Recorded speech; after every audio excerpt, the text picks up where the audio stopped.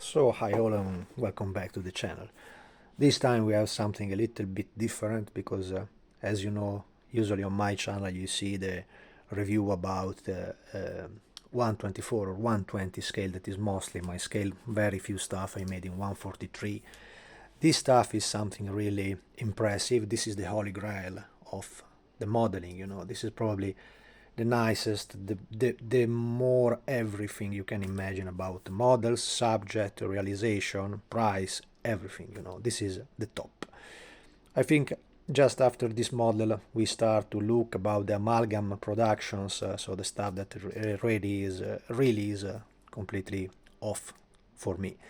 I took this model because I consider this a kind of investment, honestly, because it's extremely rare.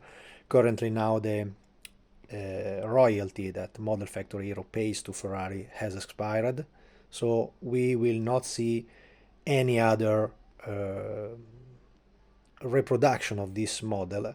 We already seen it going out of stock, I think, since 3-4 years right now. We are in the end of 2024 where I'm making this review. And I just want to make the review because, of course, I'm planning probably to sell in the future. We will see, because currently this model is rising up quotation really a lot. This was a model that you can find on the market when it was first realized. They made several versions of the 330p4 in 112 scale. This was the open top, so this is the spider version, you know. There was also the closed version and the 412p that they used in the same year. The 412 was extremely similar to this one, have a different injection, was less powerful than the P4. The P4 was really the masterpiece of it.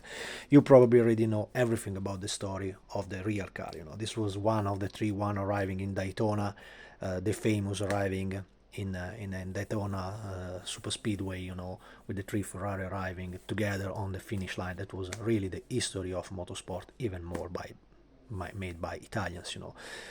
The model is made by Model Factory Hero. The box is impressive, you know. I never had in my hands a model like this before, because this is not honestly my scale, you know. I have a small place to host a model and I mostly work under request, if you didn't understand that. So if you need make a little promo for myself, if you need a professional builder, just contact me and I see if I can do something for you, you know.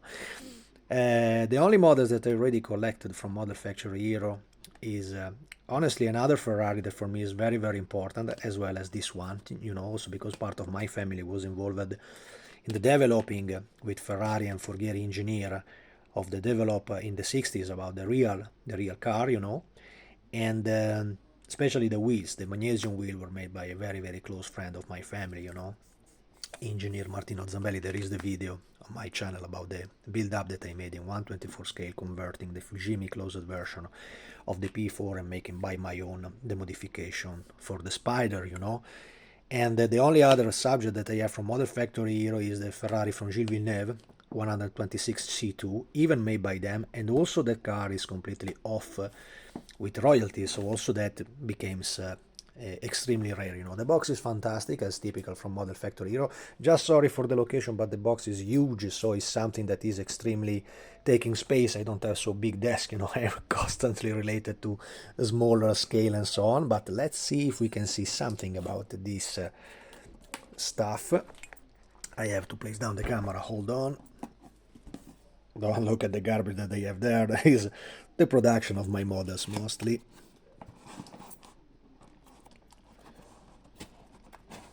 I want to be quite careful because the box nearly never have been opened, you know. This is a really mint in box condition model. So let's see. I hope you can understand with my video what's inside, because it's really impressive stuff. First of all, we have the instruction book and the decals, you know. The decal provide the famous number 23. That is the car. You look the name, something extremely legendary, you know. Vaccarella, Scarfiotti, Chris Amor, Vaccarella, Bandini, Chris Amon. So it's fantastic. I think the number 23, you know, with Lorenzo Bandini and Chris Amon is probably the one that I would go for. And the decal sheet are absolutely well done and well sealed. I think it's a cartograph decal sheet. Usually Model Factory Hero have an excellent quality, you know. A lot of people talk about them, buy these models like the one that I took from, But then at the end, they realize they don't have the ability to close the model or the possibility to pay for a professional build.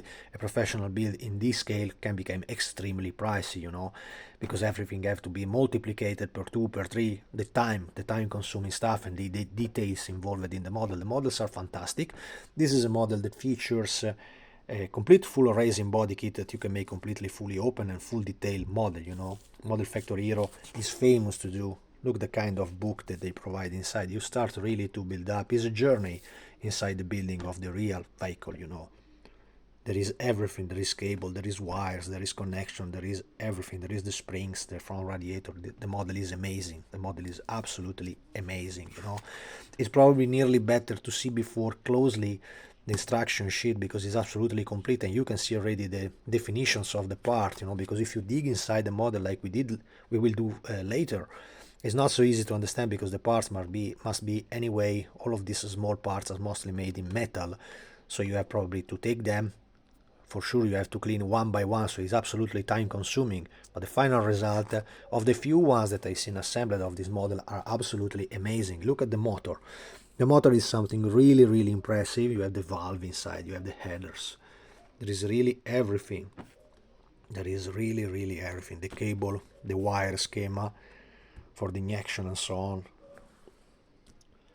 It's really a journey. It's really a journey inside the real. And as you know, probably, of the P4 today exist only 3 cars saved. There is 3 in the world. That's why the real 330 P4 don't have a real value. There is never a quotation about how much is worth this car. Many say that this car cannot have a quotation for the history that she had. So despite we see sometimes the 250 GTO going on the market, usually on the American market, like Pebble Beach and so on, and they are sold for, guess what, 30 to 40 million dollars. So it's incredible the price that they can rise. There is no quotation about the P4. You can find sometimes the 312, the 412, that already is a stunning quotation, because from the external point of view they are basically the same identical car, but this is the real one. This was the real powerful one. The other one was more a Clienti version. Was less powerful and was much more easy to find, as well as the P3 and the elephant car. So there was several different versions of the P4, but the real 330 P4 was this one, and there exist only 3 including the one owned by Jim Glickenhaus, the mighty Jim, the guy from Cameron Glickenhaus racing company. He's probably one of the best car enthusiasts ever. I crossed him a couple of times and had a couple of email with Jim back in time, at the time of the GT40s.com forum. Extremely kindly guy, very, very nice, and it was a pleasure to talk to him. Real lover of this stuff. And he made 846, I think, was his chassis. That was a scrapper chassis from Chris Simon, crashed at Le Mans. And I think he paid something in the area of, at the time, we are talking of more than 20 years ago, $10 million to make it again usable. It completely have been rebuilt. Some people that envy his condition and his status used to say that he owns a replica. I don't think at all that he owns a replica, because I remember that when the car had been made, it was completely supervised by Ferrari, so it was the company itself giving assistance, together with Pininfarina, with whom he made lately the P5. The P5 is probably the unique prototype that he owns. Is a dream. What are we talking about? We are talking from modeling, from the real stuff owned by the great Jim. So the car is absolutely fantastic. Keeping on, in the building up of the model, you see all the suspensions, all the details. It's really something that when you see the build up of this stuff, it's really, really, really, really breathtaking. Of course, it is worth it to be made by somebody that have the skill to keep to life all of these details, because like in a real car you have basically to add details and to add the proper finest detail, including the labels and everything on the smaller parts. So it's extremely time consuming, and if you are a pro modeler that you build up stuff under request, it's nearly not possible to make a realistical quotation. Not realistical, because everything has its own price, but this is stuff that really, really, really can become pricey, also because it's quite difficult to build up this type of detail. Look, for example, the front lights. Amazing stuff. They made these 3D instruction sheets, probably it was the same stuff that they had when they made the design of this model. I think they made it before in all the scales, so both in 12, both in 24 and in 143, and they are all masterpieces, so they are absolutely fantastic models, you know. The typical characteristic of the Spider version was this vent that they had on the rear bonnet, you know, and it is a full detail with the photo etched part and the resin. Now we will see in the parts what's going on, you know. Plus the final schema of you see that the places, you see that was the one involved in the arriving in Daytona of 24 hours. But for me the most interesting one, indeed they call it the number 23 car because it's absolutely the most interesting, you know. Then there is the Targa Florio version, the amazing race, and Targa Florio, Nino Vaccarelli, it's really his own place, you know. I don't know if they place the number of the chassis here, but if you search around, there is, I don't remember, it was 848 or 845, something like that, but you have to dig in the number of the chassis. But remember, they only exist 3 cars in the world. There were 4 in the original, four models, and the only one surviving is 3.5, you know, where the half is considered by the purists that a scrapped one by Chris Amon. And this is the last one, you know, La Sarthe, Le Mans, Amon Vaccarella. So this is the car, this is the final one. There is everything inside this box. Let's see. So we saved the decal here for the 23 car. The packaging is absolutely fantastic. They have a huge box that is also lifted by another carton under. In the first part we have this packaging of wrapped plastic, and inside you will find all the photo etched set. There is nearly a book. This is 1 kilo of photo etched stuff, and the radiator, the seat belts, the buckles, there is everything, you know. Plus the wheels, very interesting that they provide the transparent parts, of course. They provide the wheels ready with printed over the Firestone Tampo stuff, so you will not have that not so easy work to place the decal over a glossy surface, and with rubber, you know, as I say always in my video, can be a little bit tricky. The rims are completely metal and in a turned aluminium, so the precision of this detail will be amazing. It's not that you just polish them and they will come to life immediately, painting the internal sprocket of the... Remember that in reality those were not aluminium rims. Even if they made it in aluminium, you have to keep a color that is a little bit darker, because the wheels of the P4 were made in magnesium, so the color of the magnesium is a little bit darker and a little less nice and shiny than this color it is. You know, for modeling purpose, it always depends the way that you want to present your model. So of course, if you make it simple like a polished aluminium, they will be stunning and looking great. But in reality, these wheels were made in magnesium, and magnesium is famous to be quite a rough surface, extremely light, and it was probably the lightest material until the arriving of the carbon fiber, you know, arriving much later in the 80s, you know. Let's package it again.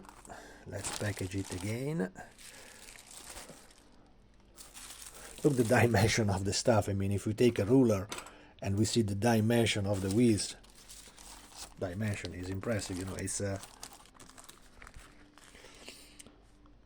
5.5 centimeters for the rear wheels. Amazing stuff. Of course, the pattern is I hope that you can see it's a little bit tricky to manage with only one hand, but I hope you understand what I mean. The pattern of the wheel is fantastic. Really, that strange pattern they used in the 60s was a mix between rain and slick. Was still not completely slick tire that arrived lately in the 70s over the Formula 1 car, you know. This was still something that you can nearly see over street vehicles. Wait, I have to do it again, and really tricky this time to make the video. There it is, and keep it apart. And sorry for the mess up with the camera, but as I said, it's a little bit tricky to do this stuff. Let's see what there is here. Here we have the racing parts. The racing part is huge. Look over the desk how much it became. This is just the rear part. I have to find a deal with this other stuff that don't close so easy. Let's find something useful for a smoke color from Gunze. And as you can see, there is all the rivets.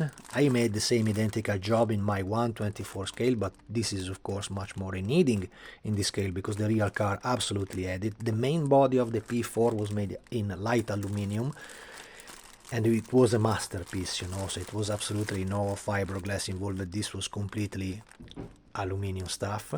As you can see, the resin is simply perfect. They probably do it with there is a special vacuum machinery, you know, quite expensive, but they use very often in China and Japan. I seen the same quality with the Alpha models resin part. They are a step forward, and you need a special machinery to do that. And the result is probably that the resin parts look much more sharper and cleaner than the usual cast that you can do by hands, you know.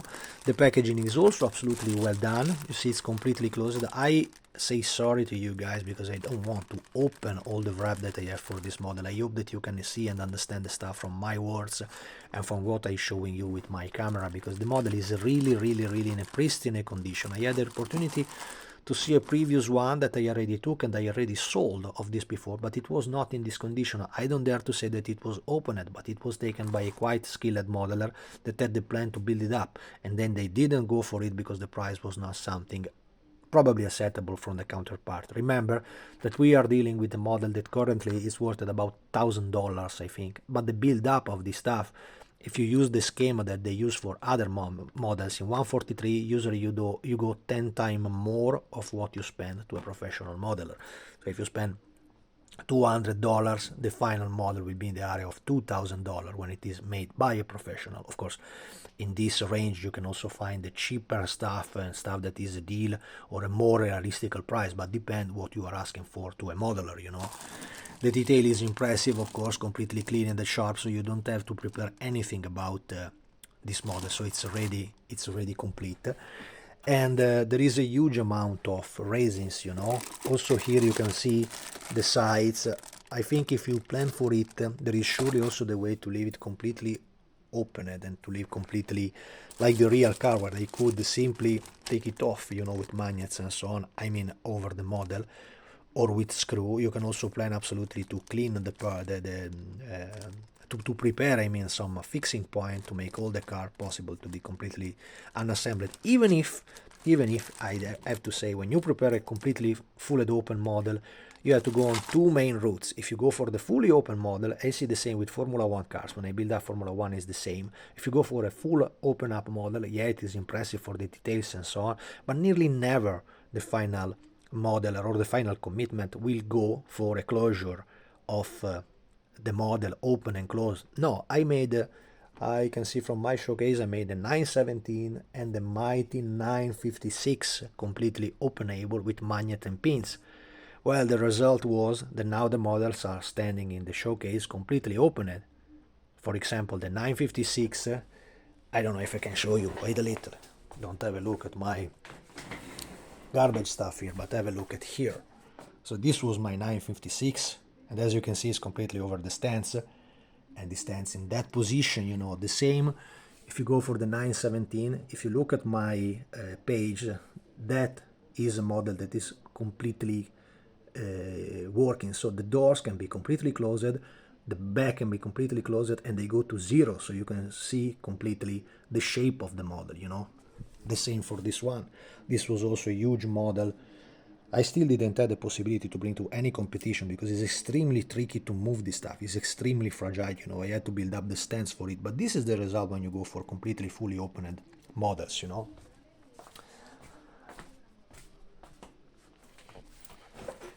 Keeping on, this is a little bit longer video, you know, to show up. There is all the parts involved for the transmission made in resin, all the front brake ducts, the seats, and the internal part of the rim, you know. Everything casted in the same identical quality as we've seen, plus an aluminum, I think it is, about the front light and the hubs for the wheels. It's amazing, really, all the cables inside. So I mean, of course the model is pricey, of course the model is something that is not so easy to, not only to buy, but also to find for sale. And I need 3 minutes to pack it up as it was again, because I'm really scared to do a mistake and a mess here. Hold on. Take a look like a pause to that hobby color number 95. I like to close properly. I would like to close properly this stuff here because they are really, the box is really huge and filled up with parts. And there is I can do it. Yeah, I can do it. Let's see if we can do that. Sorry for the review, because this time is a little bit tricky really to move around all those big parts, you know. And this is all the metal sheets, you know. They have been completely packaged. This is the original packaging from Model Factory Hero. That was slightly different from what I had back in time in the Ferrari from Gilles Villeneuve. It was a little bit messed up, a lot of bags and so on. This is instead completely wrapped this way. You see over carton parts and so on. So I think this is the original real parts made in this position from Model Factory Hero. Of course, they made the box quite bigger. Instead, the C2 is half of this box. Probably they had to reuse something that they had in the beginning of the journey on this big scale. And this is all the metal parts. You know, as you can see, all the metals need an extra detail for cleaning and everything. You know, that's why I was saying in the beginning it's probably better just to have a look on the instruction sheet for this model. So guys, that's it. I say in this video now that this model is of course for sale, but as I said, remember that we are talking about something that is in the range of the $1,000. I mean, I don't know if it happens, for example, like with the Exoto models, that they are already made models, but now the quotation of the 112 Exoto models are completely out of order, so it's really something that is became a little too bit pricey, you know. So that's it. Thanks for watching, guys, and my idea it is that if you can, simply go for it, because this is really probably the nicest model kit ever in this scale of the nicest Ferrari ever produced. Thanks for watching and see you in the next